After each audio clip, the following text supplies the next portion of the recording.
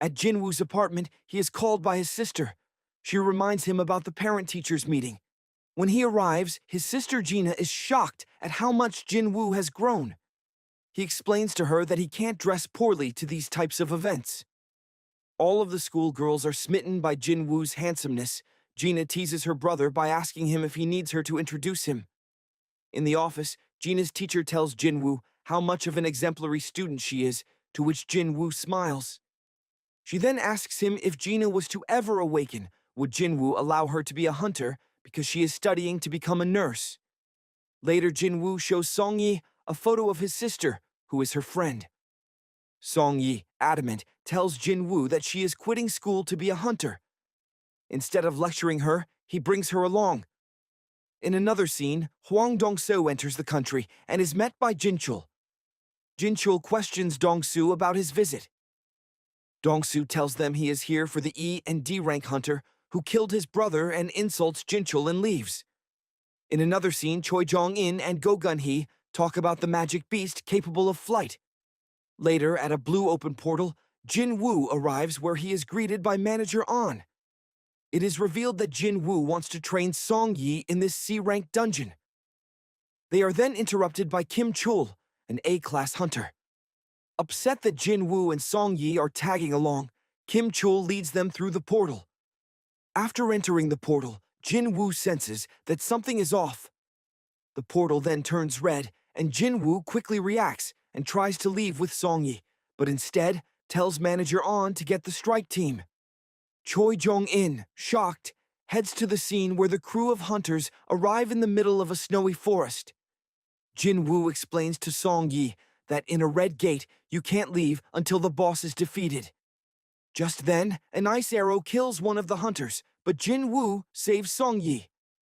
A female hunter is surprised at how Jin Woo was able to stop one of the arrows. Ice elves appear in the distance who taunt the team and leave. Kim Chul explains to the crew the conditions for the red gate. He then divides the group into two, surprising Jin Woo. He leaves the lower-ranked hunters behind, along with Jin Woo, but the other strange hunter asked to join Jin Woo's party. Sensing something is off about him. As Kim Chul and his crew walk through the snowy forest, they notice bear claw marks. Kim reassures the group that the other hunters will die. Kim then ponders about his assumptions on Jin Woo, but is ambushed by ice bears. In another part of the forest, Park Hee-jin suggests to Jin Woo that they should turn back as they are deep in ice bear territory, but Jin Woo tells her that it is better to fight with the bears versus intelligent elves. Jin Woo opens his inventory and gives everyone a jacket. They are shocked that he can carry so many high-level items and question his identity. He tells Song Yi that he will protect her and also goes on to tell the whole group not to ask him any questions. Just then, an ice bear readies himself to attack Jin Woo. On the other side of the portal, Baek Yoon-ho, concerned, tells Manager An that some hunters may make it back alive. Just then, Dong-soo appears, confronting Baek and asking about Jin Woo. On the other side of the gate, Jin Woo defeats all of the ice bears and levels up. The team prepares a campsite and cooks bear meat for dinner, but Jin Woo leaves them to fight more ice bears. A ways off from the campsite, Jin Woo faces a horde of bears and summons his shadow army. Just then, the giant ice bear defeats all of Jin Woo's shadow army. He then summons Igris to fight, who swiftly kills the ice bear. Surprised, Jin Woo realizes that Igris with a sword might still be stronger than him. In the next scene, only Kim Chul is left standing after his team is killed. He flees at the sight of the Ice Elves' leader. Jin Woo extracts the ice bears and smiles. On the other side of the red gate, Manager An, Dong-soo, Jin Chul, and Baek Yoon-ho have been waiting for roughly 3 hours, which translates to 3 days inside the portal. Impatient, Dong-soo leaves thinking that Jin Woo is dead, but asks why is he with a strike team if he isn't in a guild, stunning Manager An. An explains that Jin Woo is an acquaintance of his and wanted to observe a C-rank raid. Dong-soo swiftly grips him, noticing how crafty Manager An is on finding interesting people. He is instantly stopped by Baek, leading into an intense standoff. On the other side of the portal, Kim is cold and scared. He meets the ice bears dead and tries to figure out if the E-rank hunters did this. He then remembers that ice elves might still be in the area and flees. Outside, just as the two S-ranked warriors prepare to fight, Choi Jong-in intervenes, stopping them, and remedies the situation, reassuring that Jin Wu is a E-ranked hunter due to his evaluations. Dong-soo doesn't believe him, thinking that Yoo Jin-ho killed his brother instead. Dong-soo receives a call and leaves. In the portal, Kim Chul stumbles upon the hunters having a good time and camping and is furious.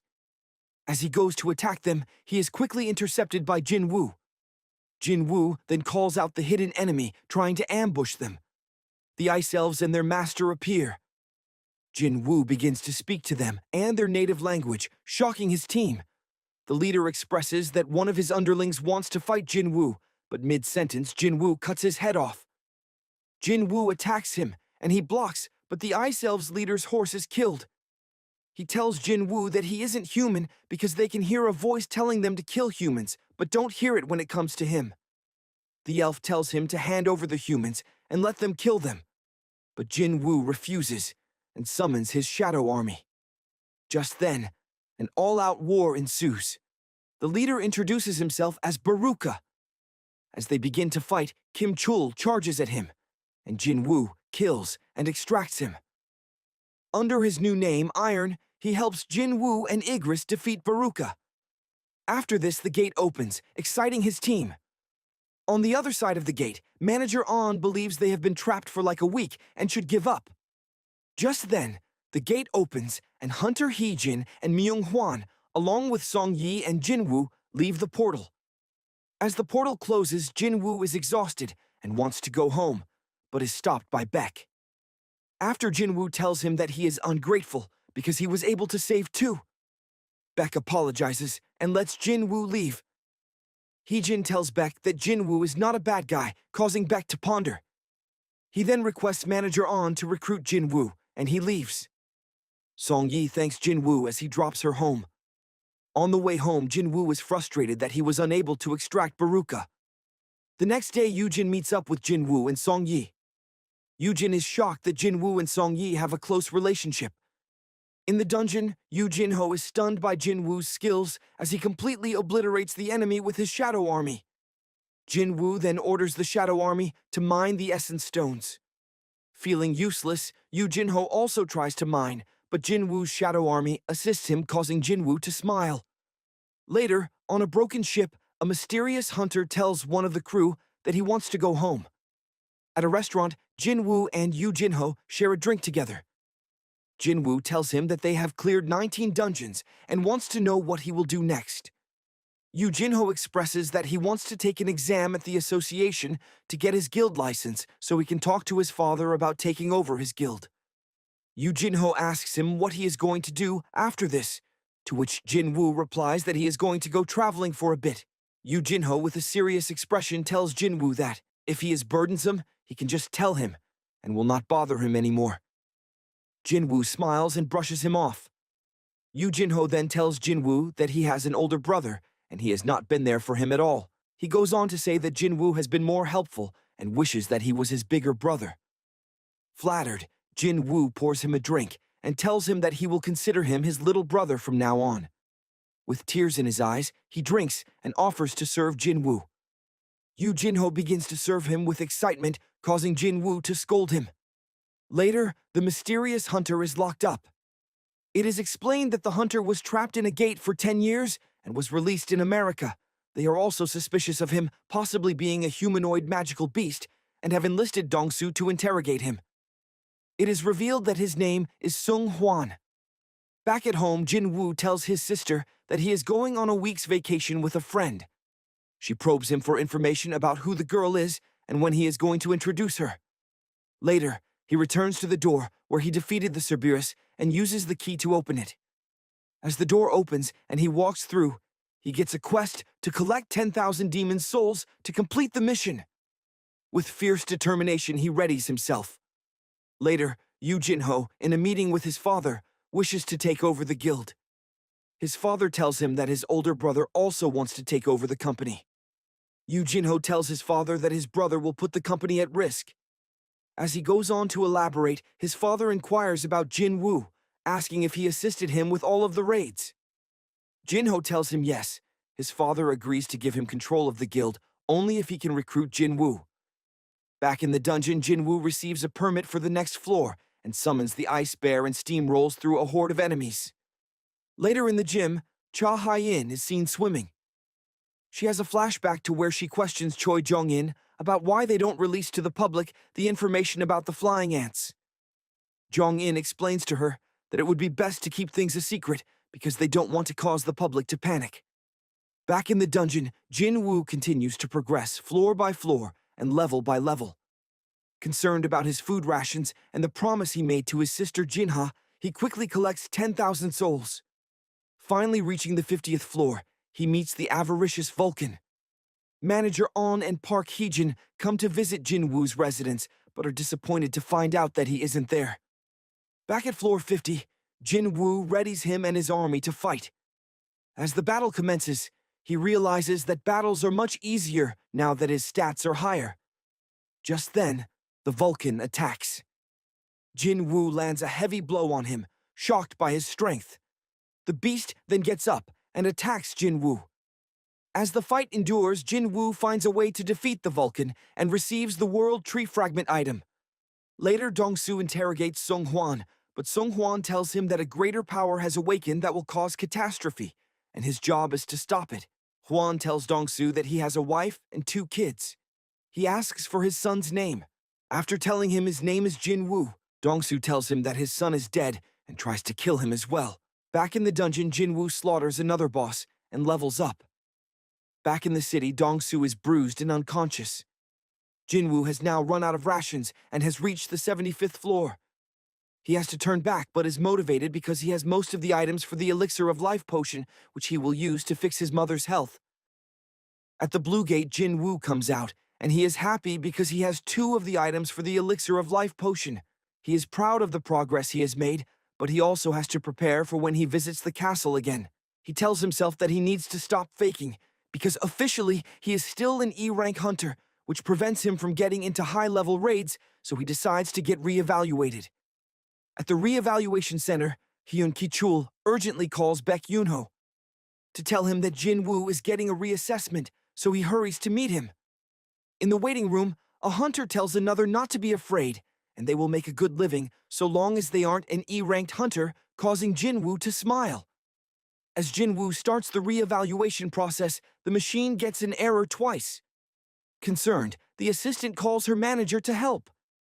The manager tells his assistant that the reason why he can't be assessed is because he is an S-ranked hunter, the 10th in the country. Woo Jin-chul is seen discussing the Red Ant incident with Choi Jong-in. Choi Jong-in craftily inquires about Jin Woo, but Jin-chul deflects his questions. They are then interrupted by all of the commotion in the assessment building and decide to check it out. The manager then tells Jin Woo to come back in 3 days so he can get a proper assessment and update his license. Just then, Choi Jong-in and Woo Jin-chul enter. Jin Woo observes him calling him the pinnacle of mage power. As Choi Jong-in begins to introduce himself, Jin Woo walks past him and says he has to leave. Choi Jong-in shrugs off the gesture as Jin Woo disappears. Just then, Baek Yoon-ho rushes to the scene. Choi Jong-in deduces that Jin Woo is the one who cleared the Red Gate and leaves. At the hospital, Jin Woo greets his mother, who is still in a coma, and leaves, but just then, he is intercepted by Woo Jin-chul, who introduces him to Chairman Go Gun-hee. As they have a meeting, Chairman Go explains to Jin Woo that they usually have a formal invitation for S-rank hunters. The chairman then asks Jin Woo if he is interested in joining the association as they don't have many skilled hunters. Surprised at this, Chairman Go explains that if he were to join any other associations, it would offset the balance of power. Jin Woo considers this as Chairman Go has great influence and impressive strength. However, Jin Woo declines as he tells Chairman Go that he belongs fighting in the dungeon. This stirs Chairman Go's heart as he thinks to himself, if he was 10 years younger, he would be by Jin Woo's side. As the meeting concludes, Chairman Go tells Woo Jin-chul to cancel all of his meetings as he wants to retain the feeling he had when he spoke to Jin Woo. Jin Woo, focused on his mission to save his mother, needs to find a way to level up more. In the hospital, Dong-soo finally wakes up and is questioned by the deputy chief. He asks Hwan-sung if he is a magical beast. Dong-soo tells him that he is, and the deputy chief leaves. Frustrated, Dong-soo promises to get an artifact in order to beat Hwan-sung. Jin Wu is flabbergasted at the pricing of the artifacts, but wants to be prepared when he enters the demon's castle. Jin Wu realizes that he can sell none of his special items because people will be suspicious of him because he is labeled as an E-ranked hunter. He also realizes that he needs to at least clear an A-ranked dungeon before he sells. He then finds a mining team who is recruiting and joins. Chairman Go catches wind of this and calls Jin Wu unpredictable as Woo Jin-chul tells him that he supports his family and mother, who is in the hospital. Later, at the mining site, it is explained that major raids have structure. The strike team deals with the magic beasts. The mining team collects the crystals, and the collection team recovers the magic beast's body. In the dungeon, Choi Jong-in destroys the magical beast very quickly, surprising Jin Wu. Cha Hae-in also comes out of the dungeon and senses an aura comparable to that of Chairman Go. Jin Wu then senses an A-ranked boss in the dungeon, stronger than Vulcan and Métis from the demon castle. Jin Wu scoffs at the men who talk down on the E-rank hunters. Jin Wu then begins to mine. Everyone is surprised at the speed in which he does it. He then tells his manager that he will work into lunchtime, but when everyone leaves, he rushes to the boss's gate. Just then, Cha Hae-in spots him and questions him. Jin Wu is at the gate holding his dagger as he is interrogated by Cha Hae-in. Jin Wu tells her that he got lost, but she finds Jin Wu to be strange.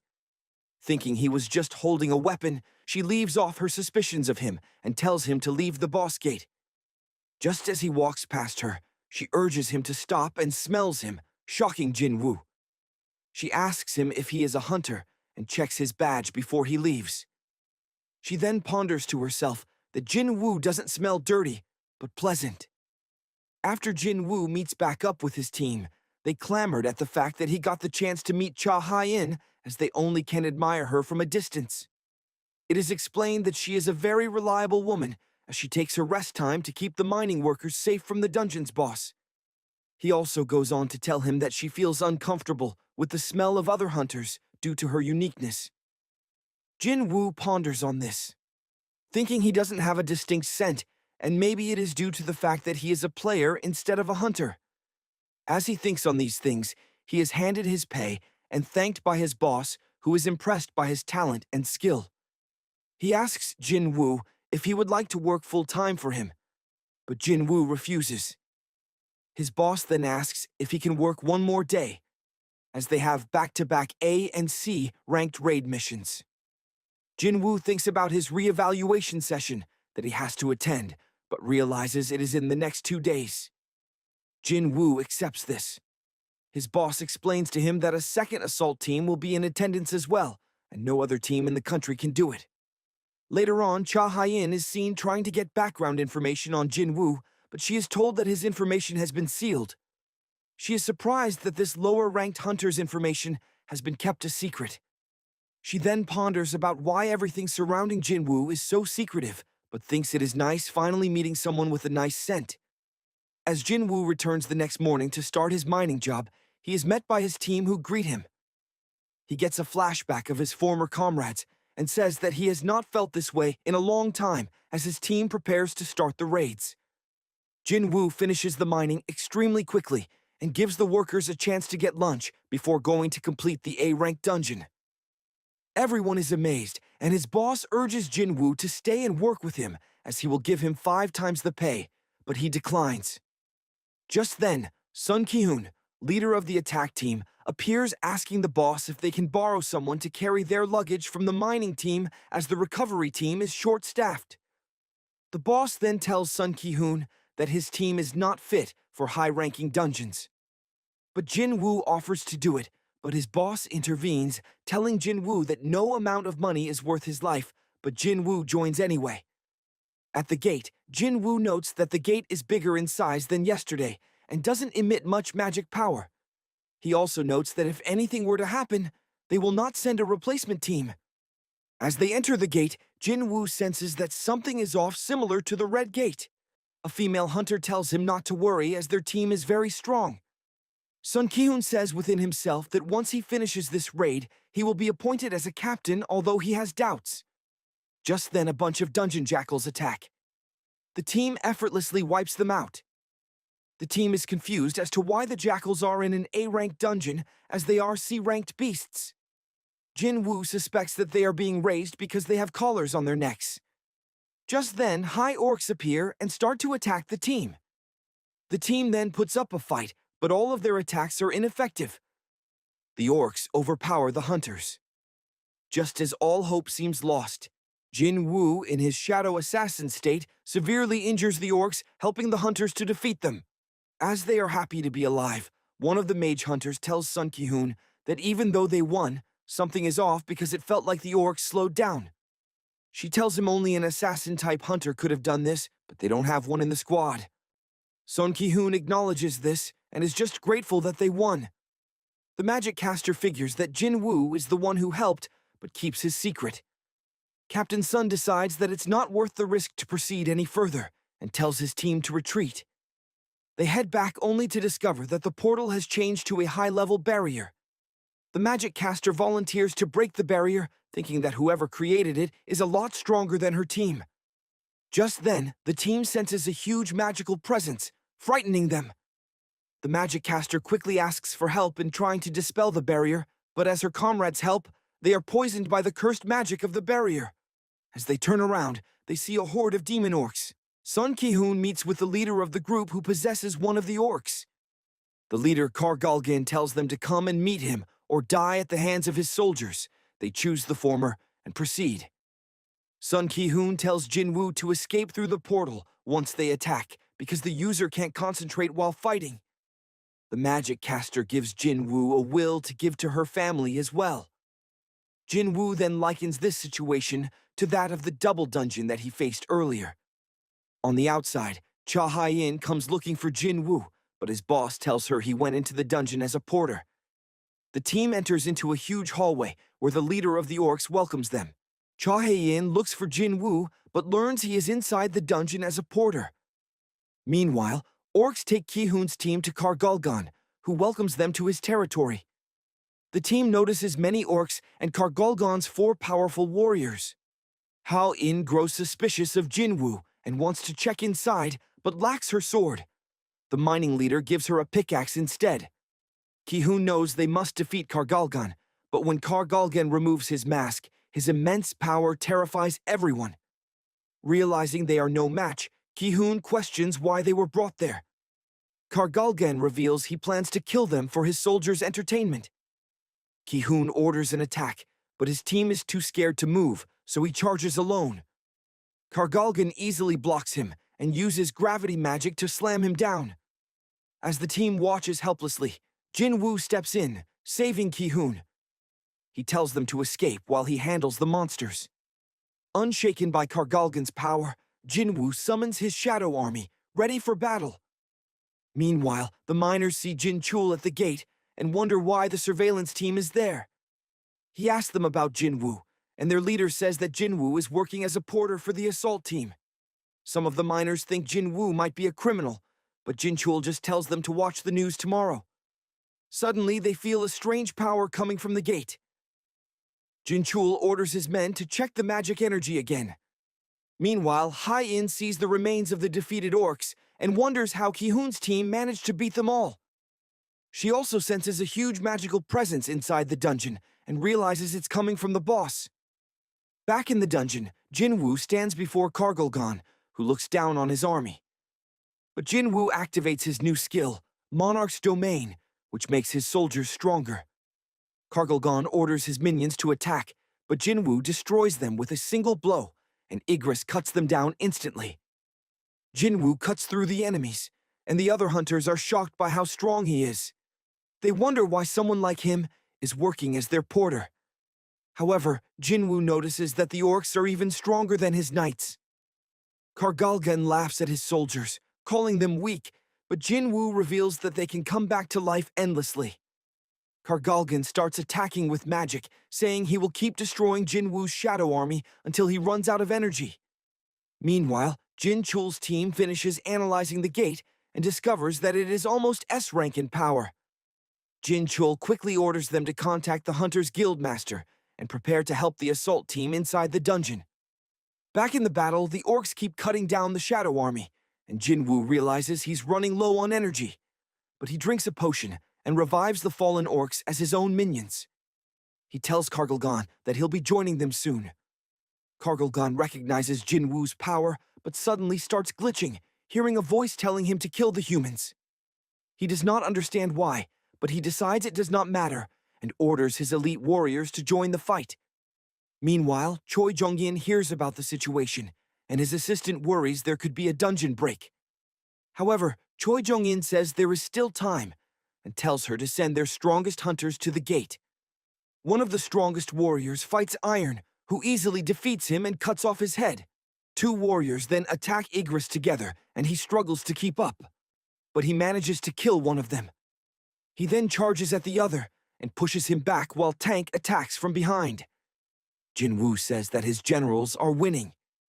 The other hunters think about joining the fight, but Kargalgan casts a curse on them with his magic. He uses all his curse spells on Jin Woo, but they do not work because Jin Woo has a special skill that makes him immune to them. Jin Woo summons his mages, while Kargalgan protects himself with a shield, but the mages work together to create a blue fireball that breaks through his defense and causes a huge explosion. Hae-in watches the battle and wonders how Jin Woo controls his army. She talks to the other hunters, who tell her that Ki-hoon is still alive. Kargalgan then uses his magic to make himself giant. He casts fire magic to burn everything around him, but Jin Woo stabs him in the eye and tells him he is an easy target without guards. Kargalgan then casts another fire spell to cause explosions, but Jin Woo dodges them all. He throws his daggers at Kargalgan, but they do not work. So, he uses his power to wrap chains around him and slams him to the ground as Jin Chul watches his strength. Hae-in and the others see him, and he tells them that he came to help the attack team. But he quickly realizes that Jin Woo has already taken care of everything. She notices that Jin Woo is a very strong hunter, so she asks Jin Chul about him. However, Jin Chul says he does not know much. Jin Woo says the fight is over, but Kargalgan refuses to accept defeat. So Jin Woo summons the elite orc warriors to finish him off. The system informs him that he has defeated the dungeon master and turns Kargalgan into one of his soldiers. The system then asks him to give Kargalgan a name, but Jin Woo does not remember it, so he simply names him Tusk. He realizes it is his first time seeing an elite knight-ranked soldier and believes the high orcs will be useful to him. Just then, Jin Chul and the others walk up to him, and he is surprised that he did not notice them earlier. They ask him about the situation, but Jin Chul tells them to keep it a secret because the association does not want the public to know about Jin Woo. The surveillance team gets ready to escort him out, but Ki-hoon thanks him for saving everyone. He then returns Yu Soo-hyun's will to her. Ki-hoon reports to Choi Jong-in, who realizes that Jin Woo saved the assault team. Choi Jong-in is shocked by how strong Jin Woo is and asks Ki-hoon if Jin Woo is stronger than him. Ki-hoon wonders if Choi Jong-in could clear the hardest A-rank dungeon alone, and Choi Jong-in admits that he cannot. This makes him realize that he is nowhere near Jin Woo's level. Meanwhile, Jin Woo is at a cafe, meeting with Yo Jin-ho. He asks if Yo Jin-ho was able to talk to his father, but Yo Jin-ho says they have a problem. Outside the association, a crowd gathers, waiting for an actor named Minon to appear. Menon is sitting in his car, looking over his script, thinking that it is finally time for him to debut as a hunter. At the assessment building, Baek Yoon-ho and Choi Jong-in arrive to see the paparazzi buzzing with excitement. They ask them if they are here to recruit Lee Min-sung. They dismiss their interrogation. Choi Jong-in tells the press that Min-sung is already in the Reaper Guild causing disinterest. They speak about the previous gate situation, calling it trouble. Baek and Choi begin their arguing as they enter the assessment building over the recruiting of Jin Woo. Just then, Lim Tae-gyu of the Reapers Guild tries to interrupt them, but is scolded. Jin Wu stands in the distance and observes. At school, the females are gushing over Minsung, but Song Yi and Gina are cautious as he gives a public apology. Minsung tells the press that he will be waiting for an assessment. He plans to give up his acting days to commit himself to the Reapers Guild. Inwardly, he wants to gain this attention so people can forget his scandal by working for 2 years and return to acting. Just then, Jin Wu appears to get his results but is rushed away by a guard. Just then, Chairman Go personally comes to escort Jin Wu inside and tells the press not to interrupt, shocking everyone. Nervous, Minsung tries to lie to the press, telling them that he needs to confirm inside. Woo Jin-chul stops Minsung in his tracks after he tries to bribe him. Later, Chairman Go escorts Jin Wu into a training facility, telling him along the way that Beck and Choi are interested, since an S-rank hunter hasn't appeared in 2 years. In the testing facility, Jin Wu is asked to show his abilities. He then summons one shadow. Chairman Go urges him to show his full power, telling him that Jin-chul already gave him a full report. Jin Wu releases most of his shadows, telling Chairman Go that he can summon 100 more. Everyone is shocked, including Choi and Beck, who are on the outside. Later, Jin Wu is then handed his S-rank hunter's license. He is ecstatic that he can now buy and sell any gear he has without any suspicion. Chairman Go congratulates him and sees him off. Choi and Beck also congratulate him, but he dismisses them. He is then heckled by the press, but is seen by Song Yi and Gina via a live stream, freaking them out. His mining team is also shocked that Jin Wu is on the news. Cha Hai-in and Song Chi-yul smile. At the office, Jin-ho and his father are in a meeting. Jin-ho tells his father that he couldn't get Jin Wu to join the company. His father is disappointed, but is even more shocked to learn that his son wants to start working with Jin Wu. His father, calling him selfish, asks him if this is what he really wants to do, scolding him. With his memories strengthening his resolve, he agrees, and his father warns him of the consequences. Back at the assessment building, Jin Wu is swarmed by the press. Beck asks him if he can give him a ride home, but Jin Wu declines and disappears. Beck is shocked to see how he's grown. Jin Wu looks for fire protection armor, but is shocked by the prices. However, the servant offers a challenge.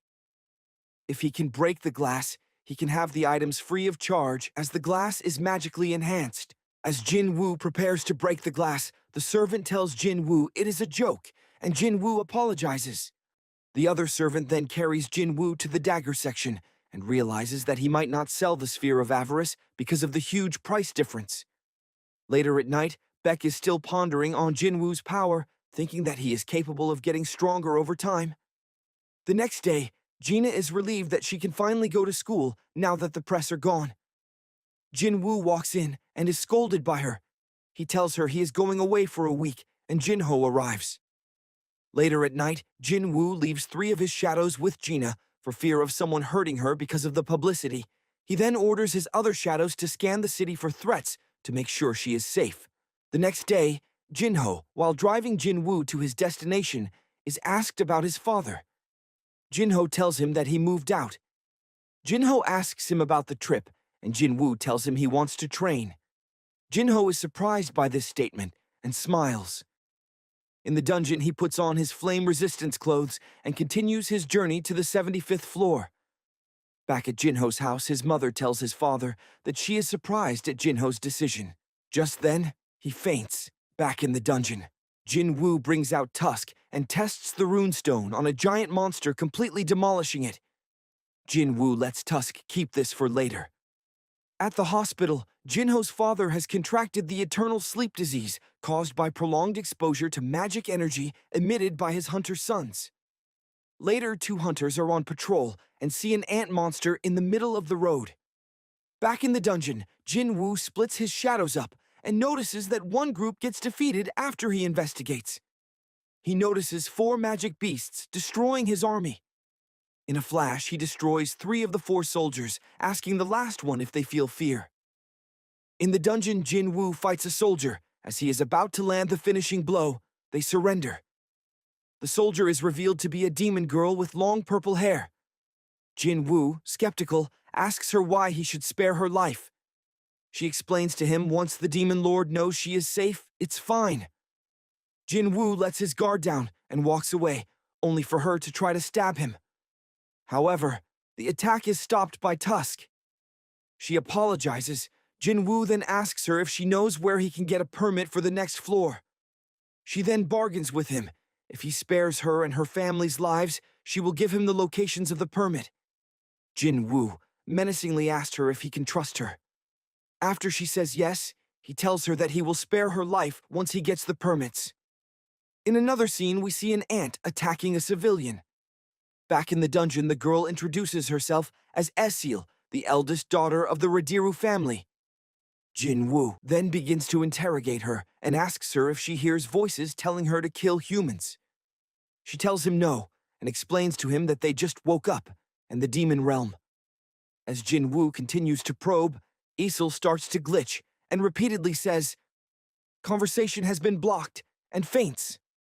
At the office, Wu Jin-Chul gives Chairman Go a complete breakdown of the events that happened with the Red Ant.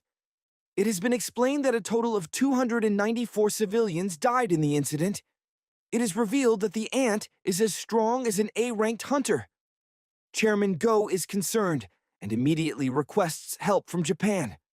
His plan is to strike first and not let the enemy gain an advantage. He then commences the Jeju Island raid mission. Back in the dungeon, Jin Wu carries Isil to her father's palace. Her father is terrified at the fact that Jin Wu has countless shadow troops hidden in his shadow. Jin Wu is surprised at this perception. As his soldiers try to attack him, Jin Wu tells her father that as long as he gets the permits, they will not be in danger. Knowing they can't defeat him, he accepts. They give him the permit and beg him to leave. However, Jin Wu tells Esil's father that he wants her to accompany him because she knows where all the permits are and guarantees her safety. With no other options, he agrees.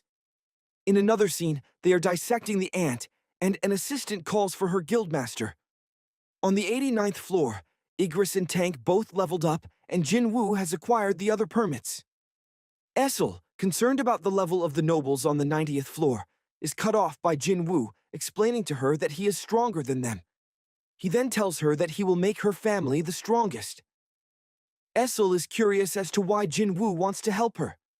Jin Wu tells her that he likes her, causing her to blush. They then leave to conquer the remaining floors.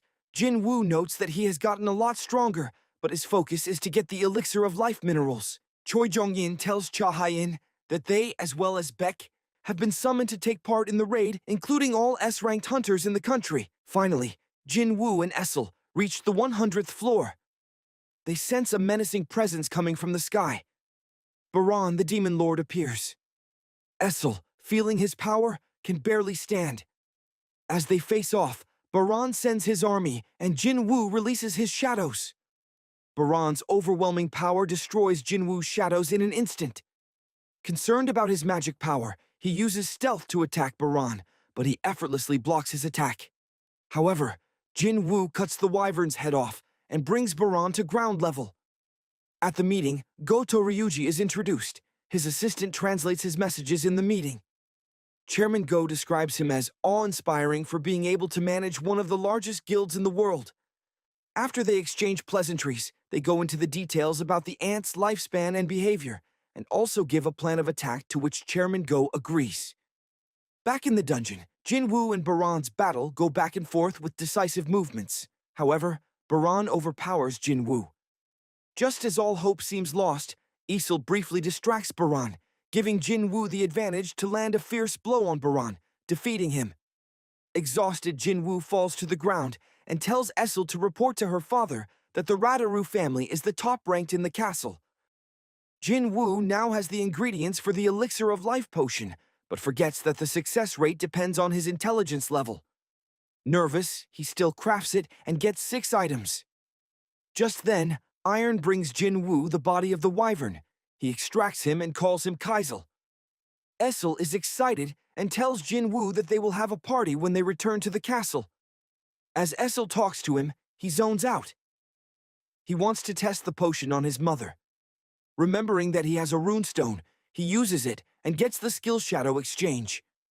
Now that he is able to change with any shadow he has on the field, he tells Essel to go back home and teleports back to his world. He then uses Kaisel to go to his mother. Back at the Hunters Association, Chairman Go and Hunter Wu devise their plans on how they will defeat the ant colony. Later at the pub, Beck and Byung-gu catch up on old times. Beck explains that he is an S-rank healer that managed to retire young without any significant injuries.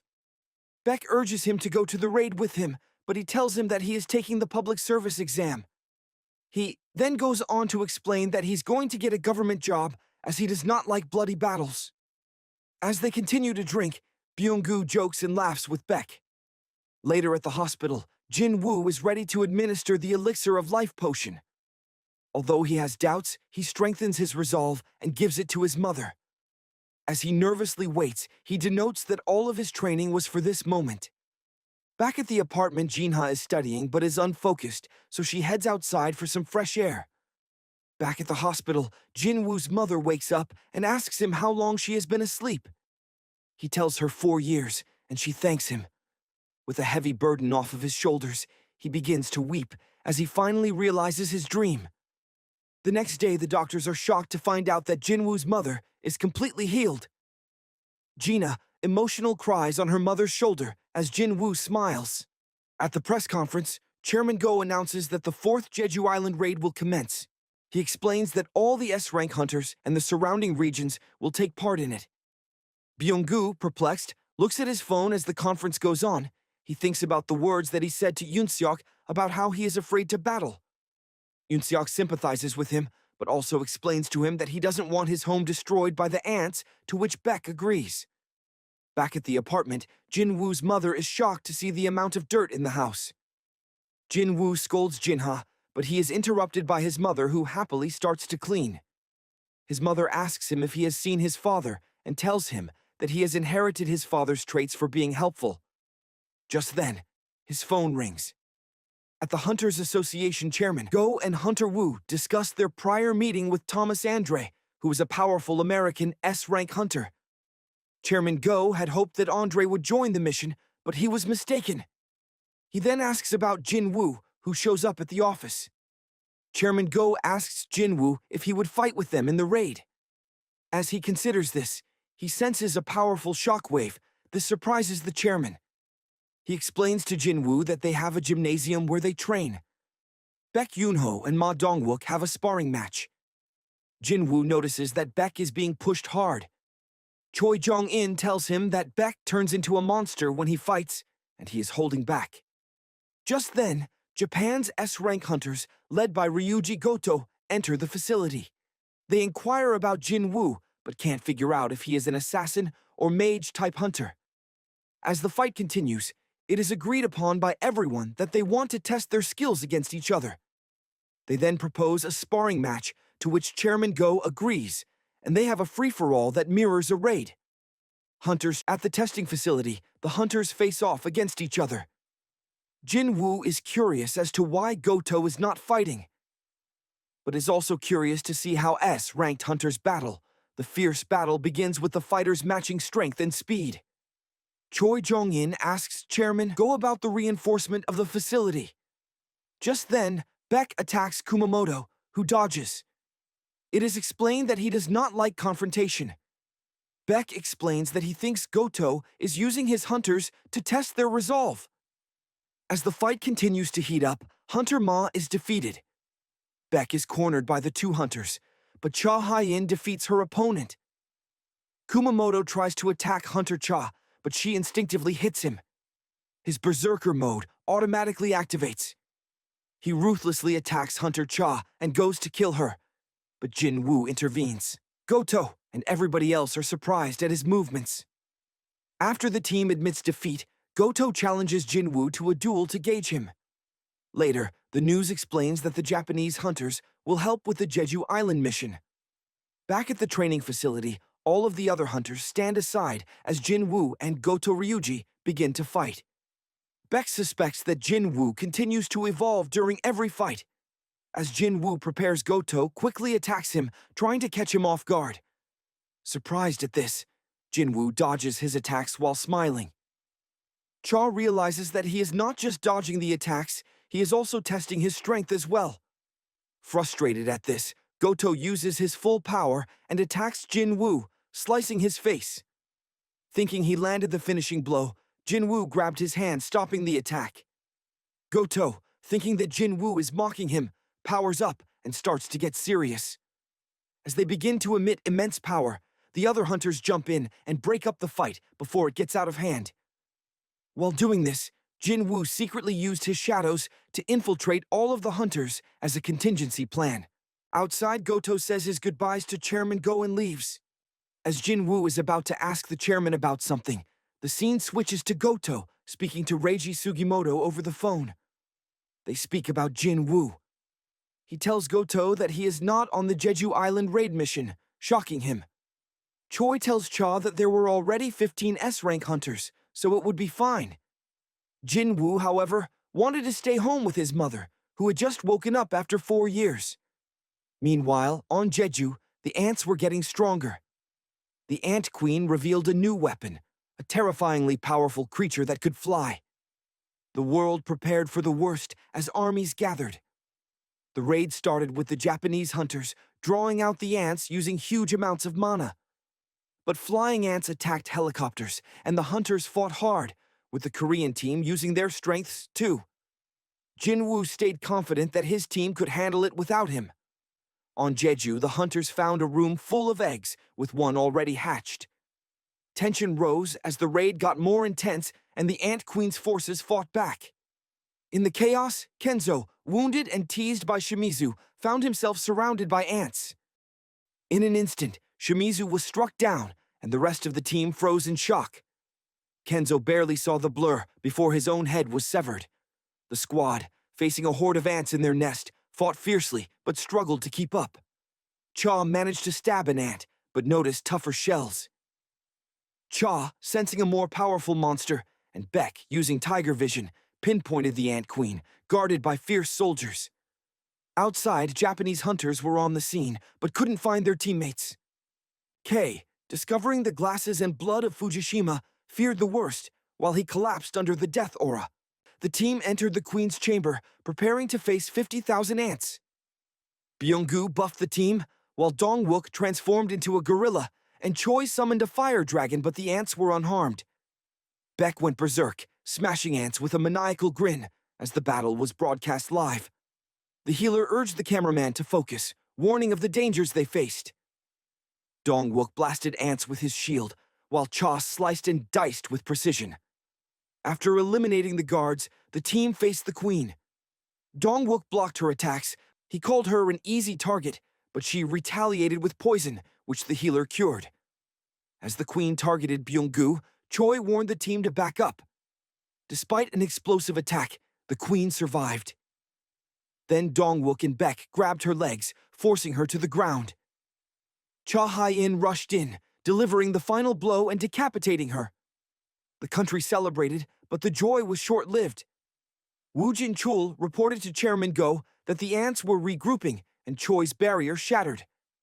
The Queen's scream, once thought to be a death cry, was revealed to be a distress signal. Terrifying, the black ant appeared. Cha nearly collapsed from its aura, and Dong-wook was torn apart trying to attack. The black ant devoured the Queen's corpse and roared in rage. The black ant attacked, and chaos erupted as the team fought for survival, and they were defeated.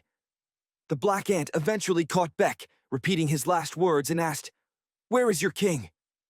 As the black ant sensed something powerful, he charged, with thousands of ants following. Goto's team saw an ice spike and realized the situation had worsened. Goto received a call from his superior Matsumoto Shigeo, who dismissed the casualties, focusing solely on Goto's survival. However, the black ant wasn't willing to let them escape. He attacked, and although Goto blocked it, but the other didn't survive. As the team tried to flee, the black ant's aura crushed their spirits, but just as they faced certain doom, Jin Wu appeared, having teleported in with his shadow exchange, ready to change the tide of the battle. The hunters were overwhelmed in the dungeon, with Igris swinging his massive sword, iron smashing bugs, and Tusk cutting through insects. When the real boss appeared, the squad froze, unsure why Jin Wu was there, unaware of his control over the powerful army. In the city, Jo-hee and Mr. Song were confused as the broadcast cut out. The president and inspector panicked, while the network quickly lost viewers, trying to avoid showing the hunters getting decimated. Meanwhile, the boss tried reaching the cameraman, but received no signal. Jin Wu commanded Iron to taunt, drawing the ants toward him. As Igris and Iron went on the attack, Tusk protected the stunned hunters. Beck bombarded Jin Wu with questions, but Jin Wu told him to relax and drink a potion which healed him instantly. However, Cha Hyen was too far gone. Jin Wu ordered them to carry her, preparing to clear the path. A fresh wave of ants arrived. At the association, President Go received no updates, and the situation grew dire as communication was cut. On the Japanese ship, the captain reported Goto's death at the hands of a monster, and the Japanese boss raged, believing Korea was finished and Japan would rise. Inside the nest, Jin Woo's generals dominated, while his shadow struggled.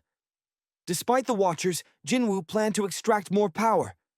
Then, something unexpected happened. The ants bowed and cleared a path for the Black Ant, who returned. Even Jin Woo's shadows froze in awe as the Black Ant's overwhelming aura filled the air. The giant bug questioned whether Jin Wu was the true king. Jin Wu realized the Black Ant had erased his shadow before. As the two clashed, the hunters were caught between their terrifying auras. The hunters questioned if Jin Wu was truly a mage, given his strength in combat. Their fight escalated, with Jin Wu landing devastating blows on the Black Ant. When the Black Ant used venom, Jin Wu shrugged it off using the system, determined to end the fight and save Cha. After the Black Ant evolved, Jin Wu's lightning daggers and brutal punches tore through him. With a final crushing blow, Jin Wu defeated the Black Ant. As the ants scattered, Jin Wu rushed to Cha, administering a life elixir, but she remained unresponsive, leaving the outcome uncertain. In the heat of the battle, Jin Wu stopped the filming and revealed his true power, his ability to control the dead. He brought Byung-gu back to life, who helped Cha before requesting to stay out of the fight. Jin Wu respected his wish and allowed him to leave. Meanwhile, the Japanese leader, furious that his plan to destroy Korea had failed, ordered his forces to pull back. At sea, hunters continued to battle waves of ants. The top hunters left with the injured Cha, while Jin Wu stayed behind, stating that they would only slow him down. As the battle raged on, Jin Wu grew stronger with each ant he killed, gaining valuable experience points and reaching level 100.